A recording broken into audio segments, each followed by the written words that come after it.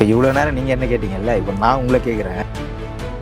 ஆனால் வந்த கிளைண்ட்லேருந்து நாங்கள் என்ன கண்டுபிடிச்சிருக்கோம் அப்படின்னா, நம்ம ஒரு சின்ன எக்கனாமிலேருந்து ஒரு பெரிய எக்கனாமியை நோக்கி ட்ராவல் பண்ணிட்டு இருக்கோம். ஸோ அந்த டிரான்சிஷனில் நம்ம வந்து மாட்டிக்கிட்டோம். நம்ம பிள்ளைகளும் தப்பிச்சிட்டாங்க, நம்ம பெற்றோர்களும் தப்பிச்சிட்டாங்க, நம்ம வந்து மாட்டிக்கிட்டோம். இவ்வளோ பெரிய பணத்தை பார்த்தாலும் நம்ம வாழ்க்கை தரம் பல மடங்கு உயர்ந்திருக்கா அப்படின்னா அது கண்டிப்பாக உயரலாம். எந்த ஒரு ஃபினான்ஷியல் அனலிஸ்டாக இருந்தாலும் நீங்கள் பட்ஜெட் போட்டு சேமிச்சு வைங்கன்னு சொல்லுவாங்க. நாங்கள் அப்படி சொல்கிறதே கிடையாது. நாங்கள் அந்த ஃபினான்ஷியல் ஷீட்டு பார்க்கும்போது அது ஜோசியம் பார்க்குற மாதிரி தான். உன்னோட இஎம்ஐ கட்டெல்லாம் கொஞ்சம் தகராறாக இருக்குது, இதெல்லாம் வந்து மக்களுக்கு தேவையே கிடையாது. புரியுற மாதிரி சொல்லுங்கள். நான் தானே பணம் வச்சுருக்கேன், என் லாங்குவேஜில் பேசுங்க. என்னன்னா, நான் வந்து பர்சனலாக ஒரு நாள் கூட டேர்ம் இன்சூரன்ஸ் இல்லாமல் இருக்க மாட்டேன், பர்சனலாக ஒரு நாள் கூட ஹெல்த் இன்சூரன்ஸ் இருக்காமல் இருக்க மாட்டேன். ஏன்னா அதில் மாட்டிக்கிட்டோன்னு வச்சுக்கோங்களேன், லைஃப் எல்லாமே காலி. நல்ல ஃபினான்ஷியல் அட்வைசர் யார் அப்படிங்கிறதுக்கு ஆன்சர் கிடைக்கும். இப்போ இவ்வளோ நேரம் நீங்கள் என்ன கேட்டீங்கல்ல, இப்போ நான் உங்களை கேட்குறேன். நான் உங்களை தனியாக கேட்கல, உரையாடிட்டு தான் இருந்தோம். நான் நினச்சேன் சார் நீங்கள் கேளுங்க. எனக்கு தெரிஞ்சு 402 பேருக்கு 1-to-1 செஷன் பண்ணியிருப்பீங்க, கரெக்டுங்களா? இதில் நீங்கள் ஒரு விஷயத்தை அண்டர்ஸ்டாண்ட் பண்ணியிருப்பீங்களா, ரியலைஸ் பண்ணியிருப்பீங்களா? இது வந்து மிடில் கிளாஸ்க்கும் லோயர் மிடில் கிளாஸ்க்கும் எந்த வகையில் கனெக்ட் ஆகும் நீங்கள் நினைக்கிறீங்க? இப்போ நாங்கள் கண்டுபிடிச்ச பேட்டர்னு ஒன்று இருக்குது. அதை நான் வந்து மிடில் கிளாஸ் லோவர் மிடில் கிளாஸ்னு பார்க்க முடியாது. ஏன்னா எங்ககிட்ட வர கிளைண்ட் வந்து லோவர் மிடில் கிளாஸ் கிளைண்ட் வரல, அதுதான் உண்மை. ஒரு 25,000-30,000 சம்பாதிக்கிறவங்க இல்லை 50,000 சம்பாதிக்கிறவங்க வரைக்குமே நம்ம வந்து ஒரு லோவர் மிடில் கிளாஸ் அதான் இப்போ கருத வேண்டியதாக இருக்குது. அப்படியான கிளைண்ட் எங்ககிட்ட பெரும்பான்மையோர் வரமாட்டாங்க, ஏன்னா நாங்கள் டிஜிட்டலில் தான் பேசிகிட்டு இருக்கிறதுனால.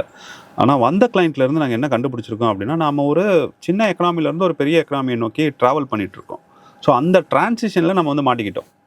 நம்ம பிள்ளைகளும் தப்பிச்சிட்டாங்க, நம்ம பெற்றோர்களும் தப்பிச்சிட்டாங்க, நம்ம வந்து மாட்டிக்கிட்டோம். என்னன்னா, நம்மக்கிட்ட வந்து பணம் இருக்கும், நம்ம பெற்றோர்கள் பார்க்காத பணத்தை நம்ம பார்த்துருக்கோம். அவங்க வாழ்க்கையில் ஒரு வேலை கூட அந்த பணத்தை பார்த்துருக்க மாட்டாங்க, நம்ம மாதந்தோறும் பார்த்துட்டு வரோம். அப்படி அவ்வளோ பெரிய பணத்தை பார்த்தாலும் நம்ம வாழ்க்கை தரம் பல மடங்கு உயர்ந்திருக்கா அப்படின்னா அது கண்டிப்பாக உயரலை. அதுக்கு காரணம் என்ன அப்படின்னா, பெற்றோர்களுடைய அதே குணத்தை தான் நம்ம வந்து கேரி ஃபார்வர்ட் பண்ணியிருக்கோம்.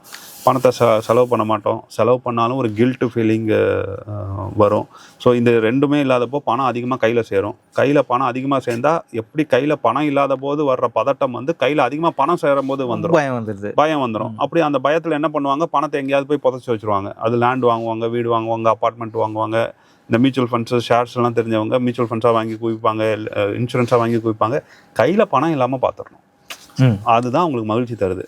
ஸோ நாங்கள் கண்டுபிடிச்சது என்னென்னா, ஒரு புண்ணை சொரிஞ்சால் எப்படி சுகமாக இருக்குமோ அதே மாதிரி பணக்காரராக இருப்பாங்க. உண்மையிலே அவங்க வந்து சராசரி இந்தியர்களோட 4 மடங்கு சம்பாதிப்பாங்க. ஆனால் பணமே இல்லாமல் அந்த சொரிஞ்சா சுகம் தர்ற மாதிரி பணமே இல்லாத ஒரு மனநிலையில் இருப்பாங்க. ஸோ இதை தான் நாங்கள் வந்து கண்டுபிடிச்சிருக்கிறோம். இதுக்கு தான் நாங்கள் வந்து பாடமே எடுக்கிறோம். தயவு செஞ்சு அப்படி இருக்காதீங்க, செலவு பண்ணுங்கன்னு சொல்கிறோம். எந்த ஒரு ஃபினான்ஷியல் அனலிஸ்டாக இருந்தாலும் நீங்கள் பட்ஜெட் போட்டு சேமித்து வைங்கன்னு சொல்லுவாங்க. நாங்கள் அப்படி சொல்கிறதே கிடையாது. தயவு செஞ்சு ஸ்பெண்ட் பண்ணுங்கள். உங்கள் உடல்நலன், மனநலன், உங்களுடைய எக்ஸ்போஷர், நெட்வொர்க், இந்த மாதிரி கணக்கு போட்டு ஸ்பெண்ட் பண்ணுங்க அப்படின்னு தான் சொல்லிட்டு வரோம். இதுக்கு நல்ல வரவேற்பு இருக்குது. ஆக்சுவலி அது வரவேற்கப்பட வேண்டிய விஷயமாச்சு இல்லை? ஆமாம். மிக முக்கியமாக என்ன அப்படின்னா, இப்போ நீங்கள் ஒரு கஷ்டப்பட்டு வீடு வாங்கியிருக்கீங்க, இடம் வாங்கியிருக்கீங்க. நான் வந்து உங்ககிட்ட வந்து சொல்கிறேன், இந்த வீட்டால் தான் உங்களுக்கு பிரச்சனை அப்படின்னு சொன்னோன்னா என்ன செவிலியாக நீங்கள் அடிச்சிருவீங்க கண்டிப்பாக. ஏன்னா அவ்வளோ கஷ்டப்பட்டு வாங்கியிருக்கீங்க, வீடெல்லாம் கூப்பிட்டு வச்சு நீங்கள் அந்த பால் காய்கறி நிறைய பேர் வாஸ்து சரியில்லை அது இல்லை போயிடுறாங்களா அது சொல்கிறாங்க. பட் வாங்குறது அவ்வளோ இதுவாக வாங்குறாங்க. அதை போய் நான் ஈஸியாக ஒரு மீட்டிங்கில் போட்டு, அதுவும் காசு கொடுத்து என்ன வந்து நீங்கள் 1 hour புக் பண்ணுறீங்க, நீங்கள் வித்துருங்கன்னு சொன்னால் உங்களுக்கு என் மேலே எவ்வளோ கோவம் வரும். ஆனால் மக்களுக்கு வந்து அது பிடிச்சிருக்கு. ஏன்னா இப்படி சொல்கிறதுக்கு இங்கே ஆள் இல்லை. எல்லாருமே எவ்வளோ அவன் கடன் வாங்கி பண்ணுறானோ என்ன பண்ணுறானோ அதெல்லாம் கவலை கிடையாது. அவனுக்கு அந்த வீடு புகுவிலான்னு சொல்லிட்டு ஒரு சாப்பாடு போட்டால் போதும், அவன் ஒரு வெற்றியான பார்க்குறாங்க. பட் அது உண்மை கிடையாது. ஸோ நாங்கள் அந்த ஃபினான்ஷியல் ஷீட்டு பார்க்கும்போது அது ஜோசியம் பார்க்குற மாதிரி தான், கட்டங்களை பார்க்குற மாதிரி தான். அதை பார்க்கும்போது எங்களுக்கு தெரிஞ்சிடும் இந்த வீட்டால் தான் உங்களுக்கு சிக்கல்னு. சரி, நீங்கள் சொல்கிற மாதிரி தான் வாஸ்து பார்த்து உனக்கு இது சரியில்லைன்னு சொல்லுவாங்க. நாங்களும் அதை பார்த்துட்டு உன்னோட இஎம்ஐ கட்டெல்லாம் கொஞ்சம் தகராறாக இருக்குது, இந்த வீட்டை விற்றுட்டு நீ நிம்மதியாக இருப்போன்னு சொல்லுவோம். இதையும் ஏற்றுக்கொண்டு ஒரு 10 பேருக்கு மேலே வந்து வீடு இடத்தெல்லாம் விற்றுருக்காங்க எங்கள் கிளைண்ட்ஸ்.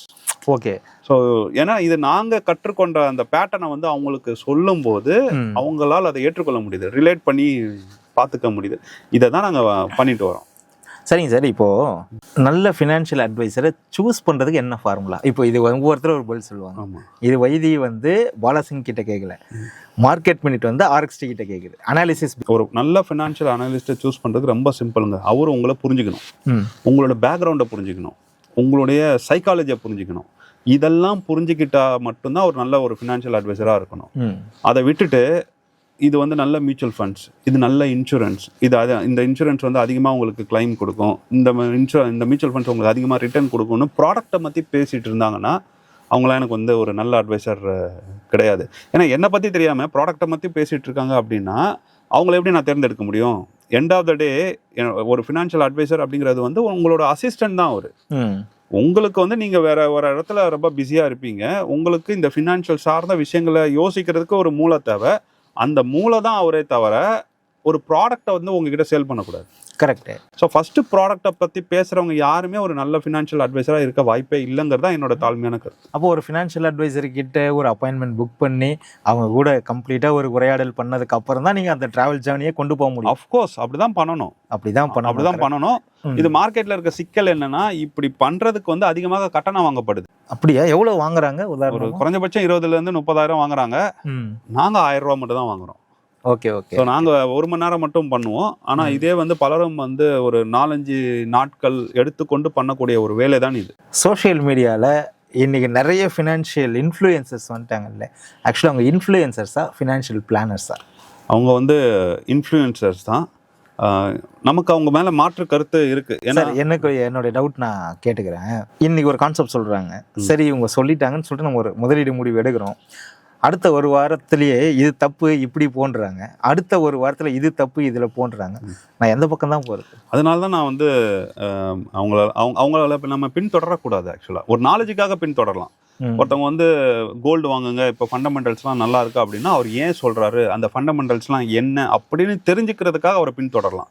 ஒருத்தர் ஒரு ஸ்டாக்கை பற்றி பேசுகிறாரு அப்படின்னா அவர் எந்த அடிப்படையில் அந்த ஸ்டாக்கை நல்லதுன்னு சொல்கிறாரு, அவர் என்ன மாதிரியான பகுப்பாய்வுலாம் செஞ்சார் அப்படின்னு தெரிஞ்சுக்கிறதுக்காக அவரை பின்தொடரலாம். ஆனால் நம்மளுடைய போர்ட்ஃபோலியோவை கட்டமைக்கிறதுக்காக அவங்கள நம்ம பின்தொடரக்கூடாது. ஏன்னா அவங்க வந்து 10 நாள் இருக்குன்னா 10 நாளைக்கும் ஒரு ஸ்டாக்கை சொல்லிட்டு போயிடுவாங்க. இப்போ நம்ம ஆட்கள் அதுதான் பண்ணி வச்சிருக்காங்க, 10 ஸ்டாக்கையும் வாங்கி வச்சிருப்பாங்க.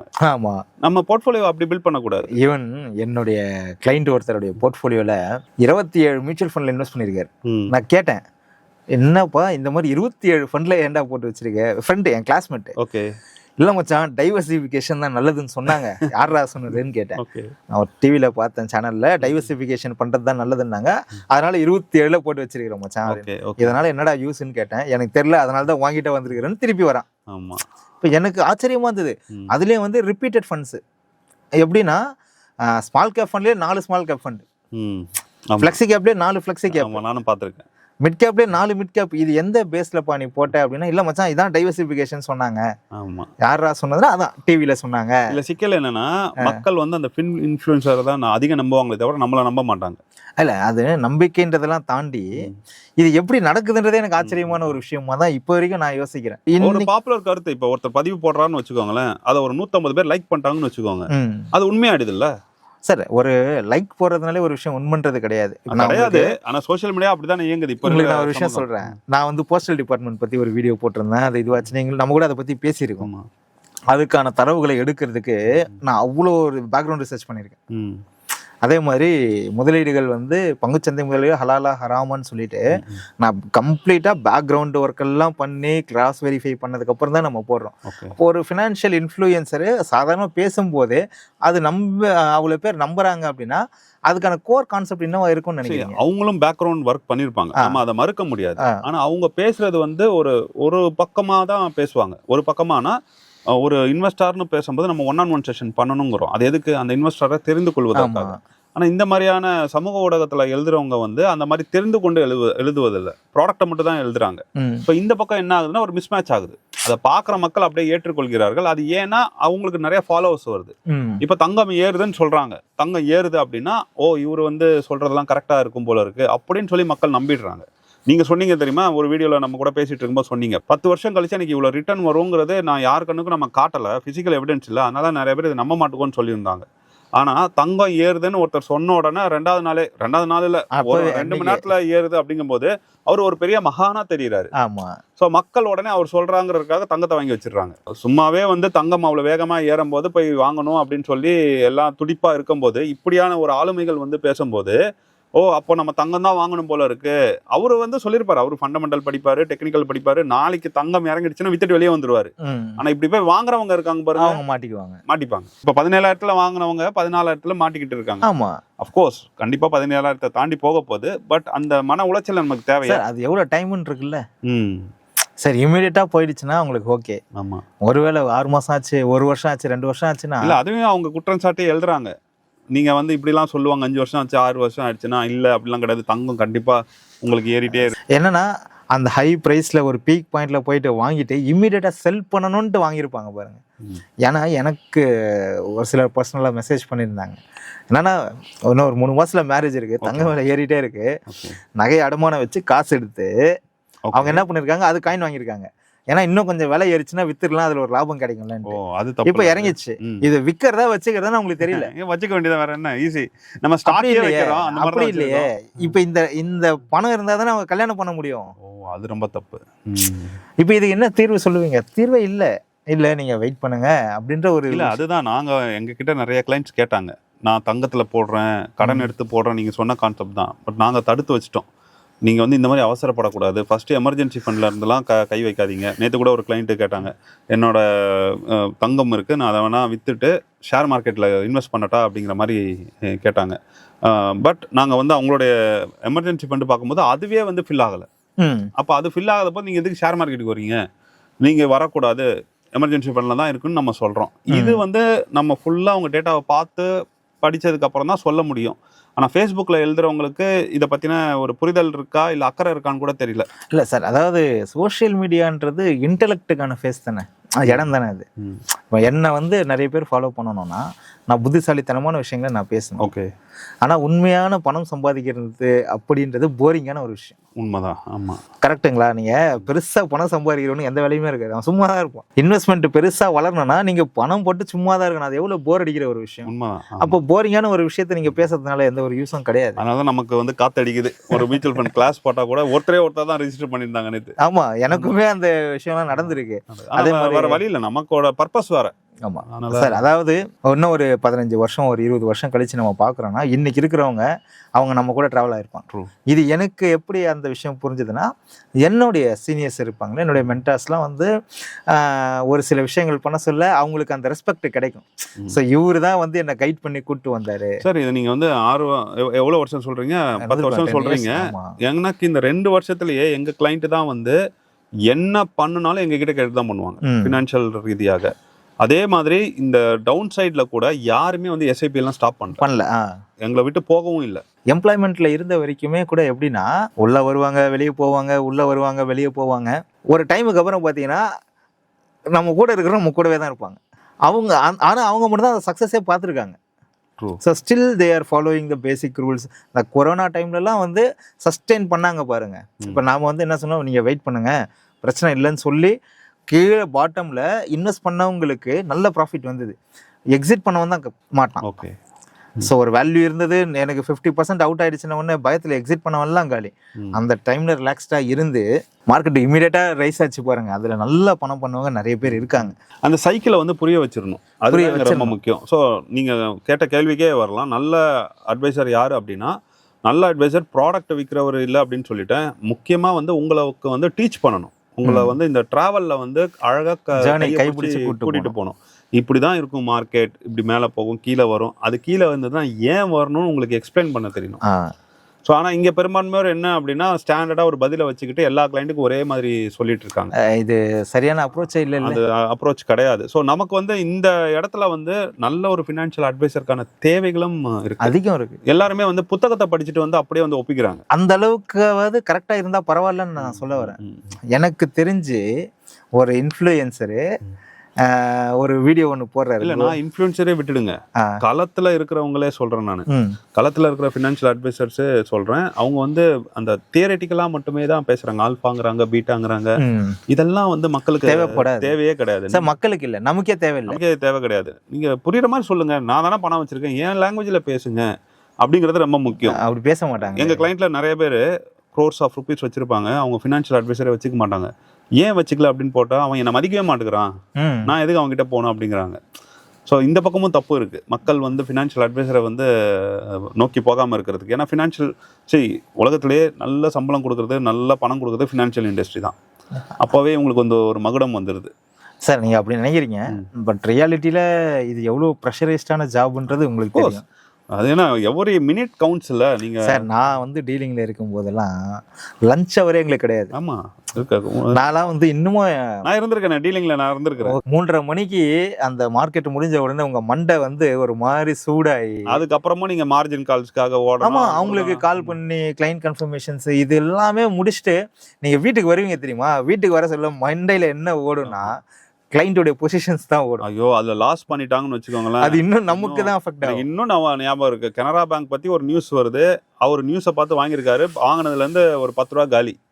எனக்கு அவருக்கு திருப்பி ஃபோன் பண்ணி, சார் கவலைப்படாதீங்க சார் அப்படின்னு சொல்ல வேண்டியதாக இருந்தது. நமக்கு அதுக்கு சம்மந்தமே கிடையாது. பட் அந்த டீலிங்ல இந்த மாதிரி ஒரு எமோஷனல் எனக்கு ஒரு டைம்ல வந்து சாயந்தரம் ஒரு 7 மணிக்கு தான் அவங்க கவர்மெண்ட்ல ஒரு அஃபிஷியலாக இருப்பாங்க. 7 மணிக்கு டவுட் கேட்குறதுக்கு ஃபோன் பண்ணுவாங்க. அப்போ நம்ம பேசுவோம். ஸோ அவங்க கேட்குறதுக்கெல்லாம் நம்ம ஆன்சர் பண்ணி அந்த போர்ட்ஃபோலியோவெல்லாம் நம்ம பில்ட் பண்ணும்போது நமக்கு நைட்டு 9-10 ஆகிடும். அதுக்கு மேலே வரணும், மறுபடியும் 1லேருந்து ஆரம்பிக்கணும். இது வந்து அப்படியே ஓடிட்டே இருந்த ஒரு விஷயம்தான்.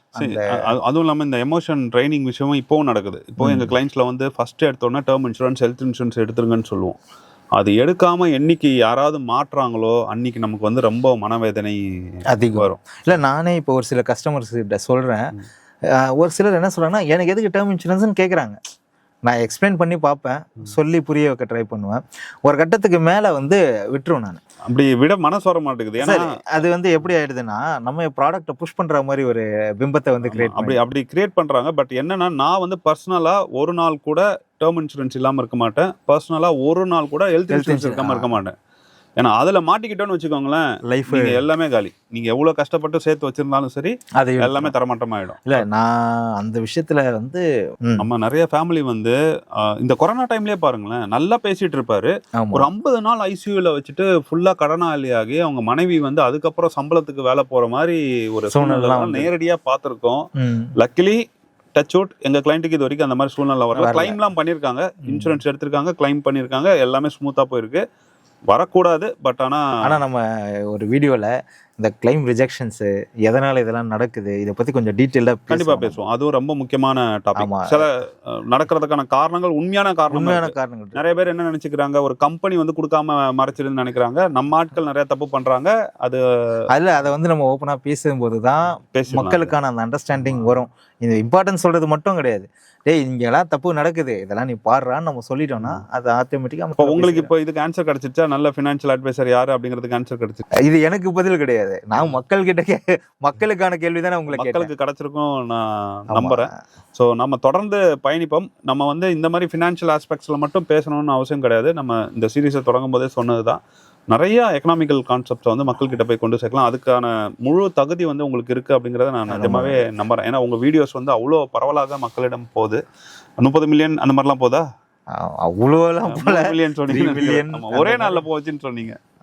அந்த மாதிரி போகும்போது உங்களை மாதிரி ஆளுமைகள் வந்து பொதுமக்களோட கனெக்டடாக இருந்தீங்க அப்படின்னா எல்லாருக்குமே நல்லது, சமூகமாகவே நமக்கு நல்லது. நம்ம அடுத்தடுத்து பயணிப்போம். கண்டிப்பாக சார். ஓகே, நன்றி.